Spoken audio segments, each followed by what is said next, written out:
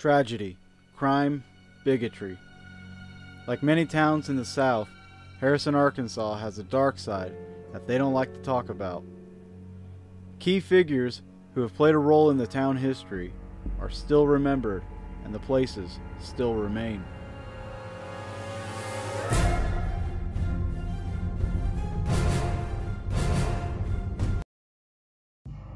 We were directed to the Queen Anne Bed and Breakfast by our friends from HPRO, the Heartland Paranormal Research Organization. Members of the team have visited in previous years and came away with evidence.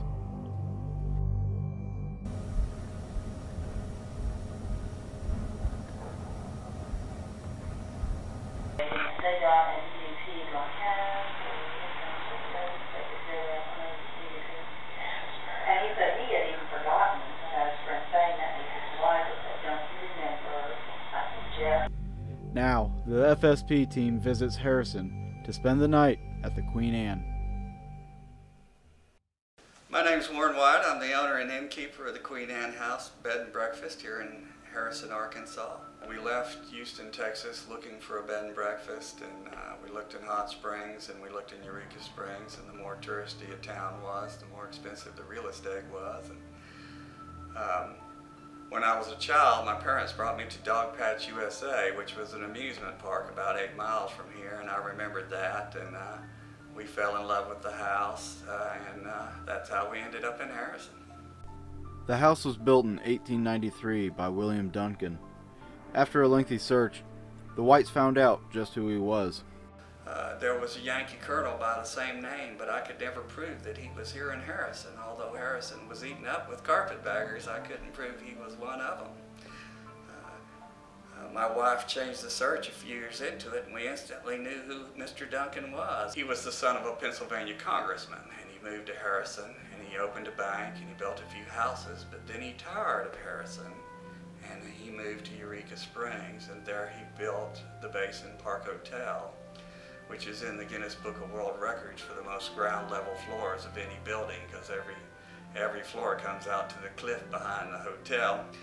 He built it by the Basin Spring, which the Osage said was the most healing spring on the mountain. If you go into Basin Park now and look at the spring, it looks like a manhole with the cover off.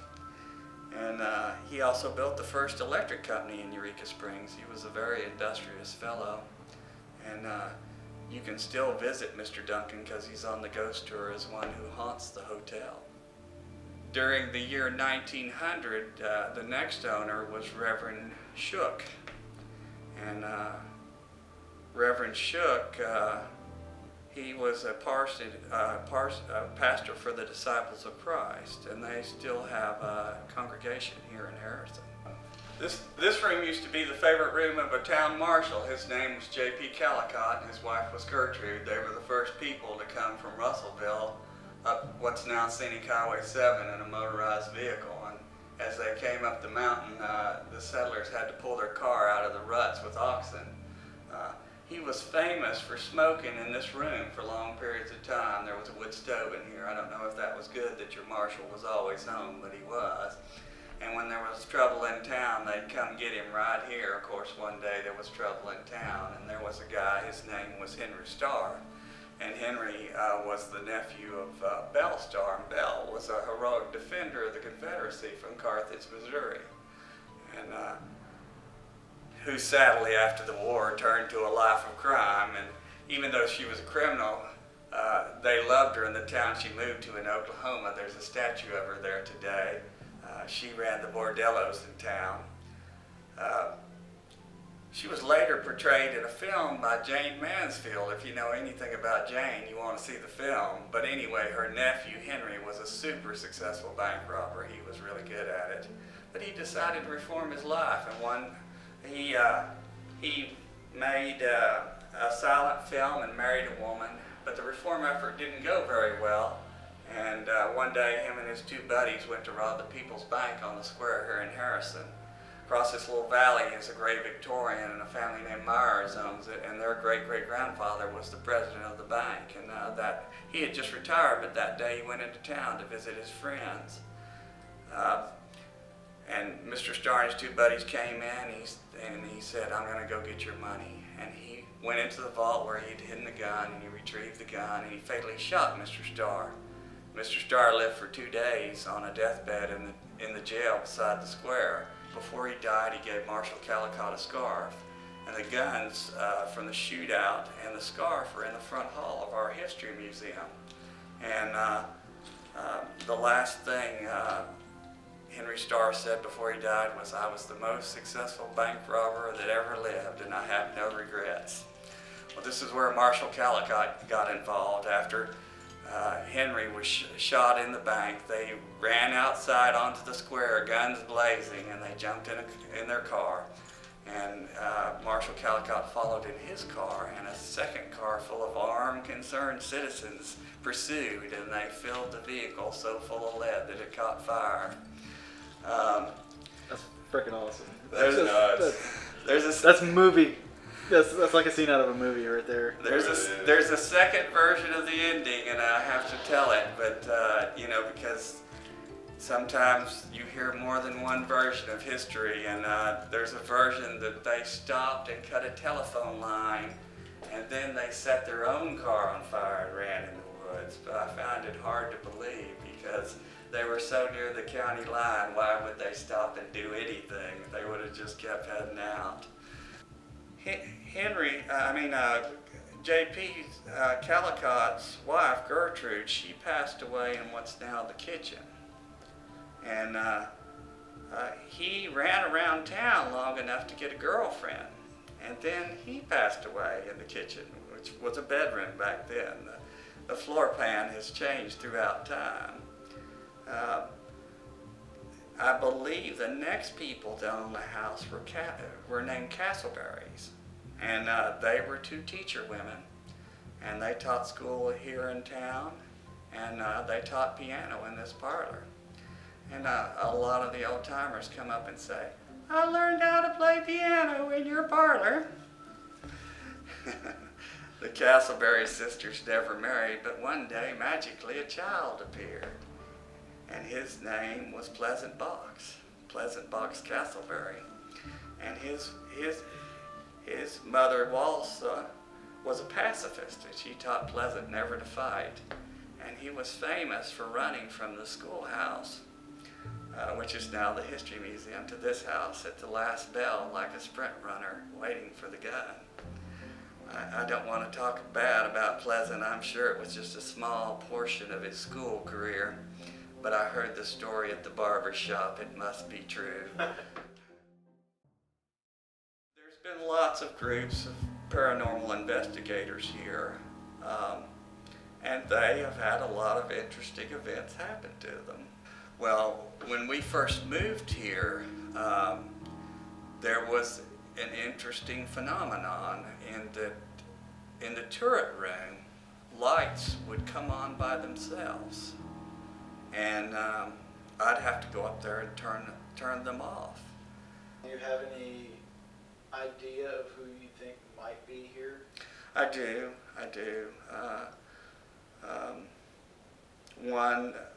One shockingly is someone that I know, which was probably one of the most surprising things in my whole life, because I had a traditional view of the afterlife.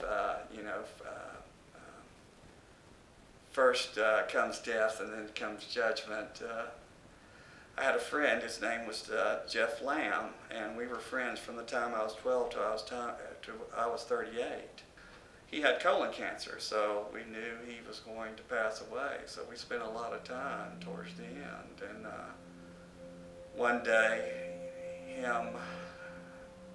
my wife and I were sitting at our house on the San Jacinto River in East Houston, looking out at the river, and he said the most bizarre thing that I had ever heard. He said, "I am going to haunt you." And I said, "Jeff, I don't want to be haunted."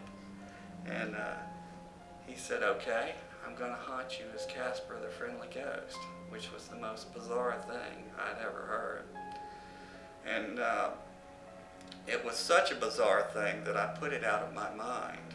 And when we moved here, there was a group of ghost hunters called the Ogres, the Ozark Regional Ghost Society. And they had filmed a couple of episodes in houses here in Harrison, and it had played on the two local TV stations. Well, one of the two local TV stations in Harrison.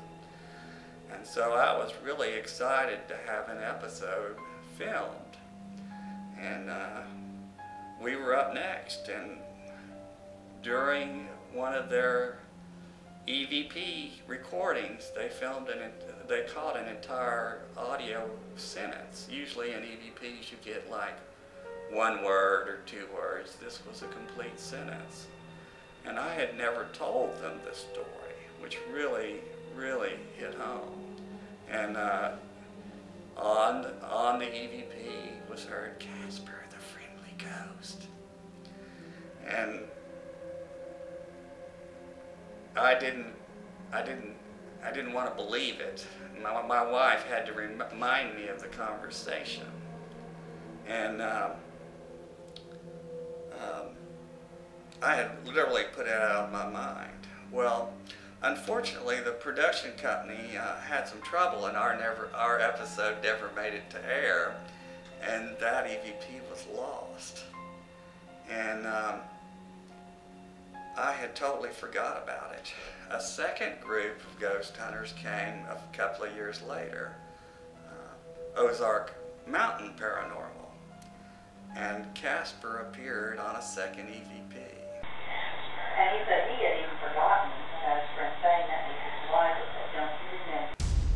And at that point, I had to acknowledge what was occurring, and it sort of changed my view of the afterlife. You know, the Bible says that spirits roam the earth, and it sort of broadened my horizon of the afterlife. This timer started by itself during a paranormal investigation one time. It's on an EVP, the amazement of the ghost hunters coming down to see the timer running. I had two little ghost hunters, a couple from Little Rock. They came to the Queen Anne and stayed the night, and we had insurance that required us to have an alarm that would call us if the house was on fire, because we at the time didn't stay in the main house. And about midnight, the modem-based alarm called and said, "Emergency, emergency, get down to the house." So I walked down from the carriage house, and there the two ghost hunters were standing in the courtyard smoking nervously. And the sensor had fallen from this circle here onto the stairs and down the stairs. And they said that they thought, we had mentioned JP and Gertrude Calicott. At that point, one of them said, "I thought Gertrude was coming out the walls at me." And in about 45 minutes, they had packed up and went back to Little Rock. They're the only people that never made it to a night at the house. This is our turret room.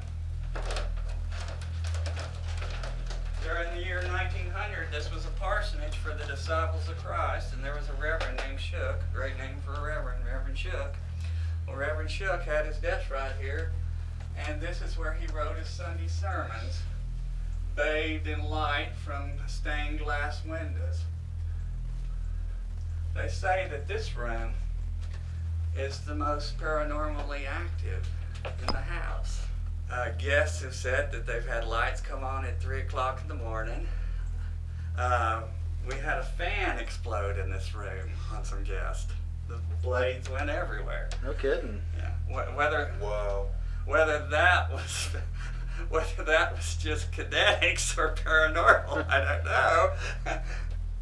Other things that have happened in here. A group of ghost hunters were sitting on the bed when the TV came on by itself, and they ran out of the room. you are in a very significant place. Harrison, Arkansas is where the wagon train left to go to Mountain Meadows Massacre. Or Mountain Meadows, Utah, should I say. And on the square here in our National Historic District, the tallest obelisk on the square, or the tallest monolith, should I say, is the monument to the Mountain Meadows Massacre. After our interview, we went to the local museum, where we learned more about Harrison and his history. There's John, walking way up there. Don't step on a crack, John!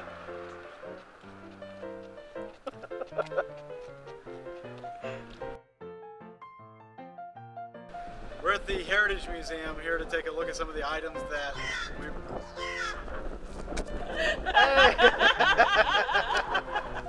You tell him. Try that again. Him and buzzards. We're at the Heritage Museum here to take a look at some of the items that we were told about that are on display here, telling some of the history of Harrison. In the library, we quickly found out that the Mountain Meadows Massacre was still a touchy subject for some people. Not too far. Is this for you? What are you filming for? We have a web show called Haunting History, Okay. and we've been filming up there at the. We're going to be filming tonight at the Queen Anne. Okay. And part of our show is based upon the history of the locations that we are filming and investigating. So we did an interview with him. He told us about the Star Shootout. We wanted to get a shot of some of the items that were used in the shootout. So Star stuff will tie in that way. And some of the other things like the Meadows Massacre, the obelisk. He said there was a memorial out on the square. Yeah, you can do whatever you want with the memorial, but I'm not going to advocate putting our stuff in that. I think there's several descendant organizations, foundation, and lots of people. That's a really touchy subject. Yeah. I mean, you don't want I mean, it's not going to be like I'm not saying you would show it any disrespect, but I don't even want a glimmer of that may be happening to the foundation or the organization or the descendants group. I don't know that they would be happy with that. They donated all their stuff to us, and we don't have anything but books. Luckily for us, we smoothed things over. They were going to California and they left Harrison. And the Mormons had a doctrine called blood atonement. They believed that if they slayed non-Mormons and spilt their blood, that they would, by being spilt by Mormons, that blood would save them. And plus, they were mad at people from Missouri and Arkansas. They believed that people from Missouri and Arkansas had killed their prophet, Joseph Smith. When you look at Mormon history, there were two factions of the Mormon church, and it was people from Missouri and Arkansas that killed Joseph Smith, but they were Mormons. And the two factions were those that believed in polygamy and those that didn't. The wagon train pulled into Mountain Meadows, and they were met by the Mormons and befriended them, and the Mormons said that they could camp in the meadow. And the Mormons talked the Utes into attacking the wagon train. I don't know if you know much about Arkansans backed into a corner. They don't give much ground. So the Utes attacked the wagon train, and the attack went on all day and into the evening. And at the end of the day, the Utes went to the Mormons and said, "We're not going to fight for you anymore." And the next day, the Mormons dressed up as the Utes and attacked the wagon train. And they had much the same day that the Utes had. And they didn't get much ground on the wagon train. And I believe it went on the next day. And at the very next day after that, they dressed up as themselves, and they walked into the meadow and said, "We've made a deal with the Utes. If you lay down your arms and come with us to our town, we'll give you safe passage." And that's where the Arkansans made a mistake. They agreed to it, and they got about 100 feet or so, you know, a few yards out from the wagon train, and the Mormon militia said, "Gentlemen, do your duty." And they opened fire on all the adults, leaving the children alive, believing the children were free of original sin. And they took the children into their homes. Now, the Mormons had left America, fleeing religious persecution. Utah at the time was not part of America. And shortly after they took the children into their homes, their leader cut a deal with the United States, and it became a state. The feds found out that they had the children, and they put the children on a wagon train back here to Harrison, Arkansas. And their children's children have a society. A matter of fact, they have several societies, the Mountain Meadow Society. As night fell, we were set up and streaming our investigation live. The complete video can be seen on our YouTube channel.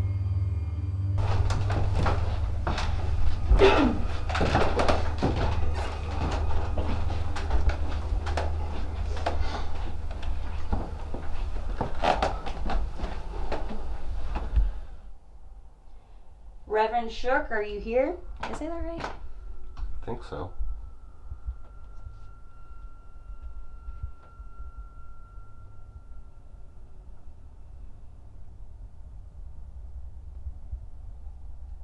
So if there's anybody here that wants to communicate with us, you can let us know by knocking on something or touching one of us.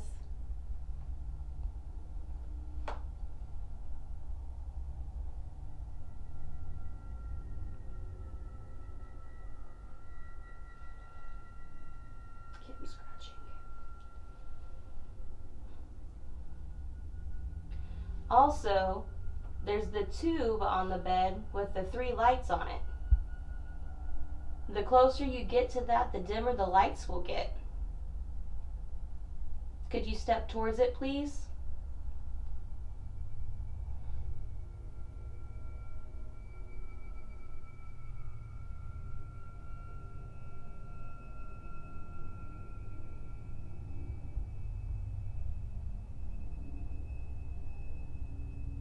Did you used to live here?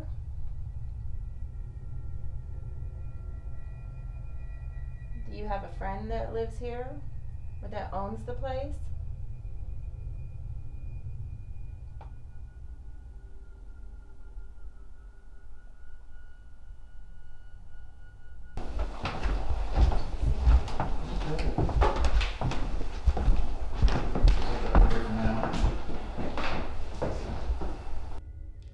Okay.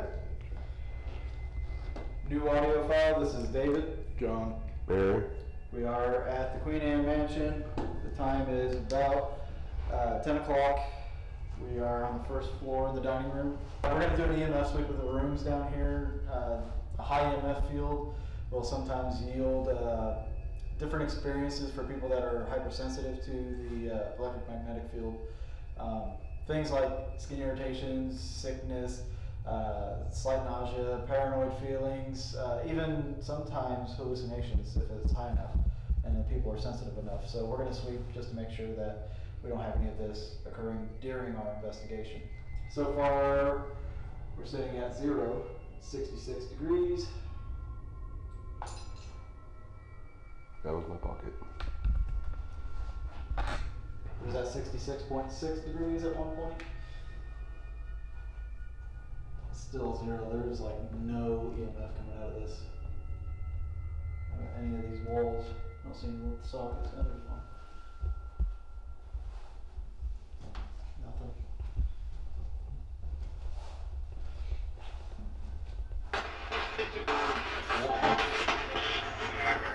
Maybe I should try it backwards.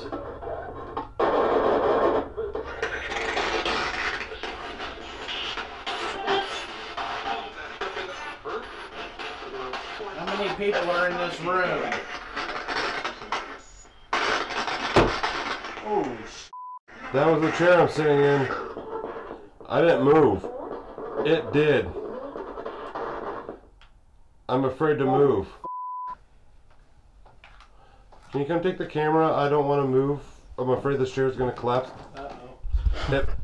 The rear back leg popped while I'm just sitting here like this. Hey, you want to get grab a hold of you? Yeah. Come over here because I'm afraid if I move with too much weight on it, I may. All right, there we go. Got it? Yeah, I just need your hand out like this. Ready? Yep. So you broke the chair? No, it just popped. It didn't move. Yeah, it's Still steady? Yeah, it's. I thought something hit the wall. Yeah, that's what it sounded like to me. I felt it under my butt. I thought something hit right up here. Sounded more like somebody just hit something really hard. Yeah, I mean, I felt it under my right butt cheek. it wasn't like just a knock. It was like somebody had something. Somebody letting you really know that he was here. I felt it. I'll tell you that one. Hey, did you guys hear that down there? How loud was it for you? Oh God. It wouldn't have been just a chair popping. Yeah. It happened at the exact same time with a big old thud. I heard the thud and felt it under. I'm not even sure if you could probably catch it because we got the stabilizer on there. But while I was holding the arm up, I just felt it on the right side go. It almost felt like it kind of sunk a little bit. Like went thud. Huh. That's what it felt like something just got chopped out of one corner of the leg. It almost sounded like, to me, like here. Like somebody went like that hard. Oh no, there's a hole in the Yeah, right. This is my knuckles. But yeah, That was loud as hell. Yeah. That was loud, and I felt that crap. You could almost feel it just sitting here. It's like maybe running it on AM backwards was just like irritating it. Yeah. Actually, that was funny. I was getting the same sense that it was actually getting irritated whenever you first started up, and it was just not cycling. Uh-huh. Because I noticed the ghost meter kicked on, and I was getting a sense of annoyance. Huh. Yeah. That's funny why you said that. If that was you that knocked on that wall or banged on something in here, thank you. Can you do it again?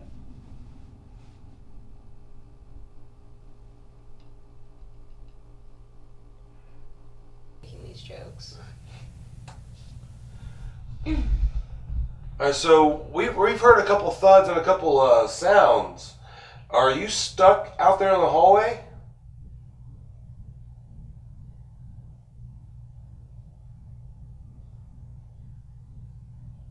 Don typing. Yeah. She types loud. You hear that, Don? You type loud.